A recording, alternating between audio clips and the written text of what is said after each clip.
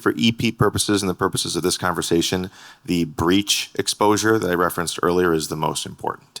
Because for the vast majority of organizations, they're not polarizing or famous enough for real bad guys in the dark web to be discussing them. And I know some C-suite folks disagree with me because they think they're a big deal, but people on the dark web don't care what you're doing. But breach exposure affects every single one of us. I guarantee you'd be horrified if I showed you what was out there. And it doesn't mean you've been hacked or breached. It's just you sign up for accounts and those organizations have bad security and then it exposes you. So the dark web is basically things you have to access from things like Tor and Onion and browsers that are other than things you would go for Google and your normal internet.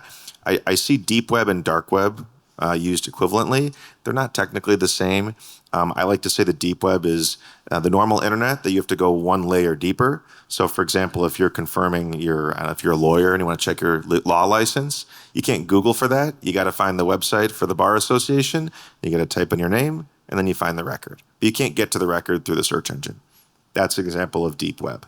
I also will say the proliferation of extremism and polarization that's been mentioned before already, a lot of that is on the open web. Yeah. So things like messaging platforms like Discord or Telegram, or there's BitChute and Rumble and all whatever the newest thing is, there's also always a new avenue for people to spout off.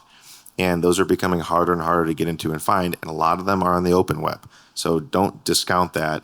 But also don't be intimidated by all this stuff too. There's ways to sort through it. But people fixate on the dark web. But I would say don't overlook the other ones because they're sometimes more useful.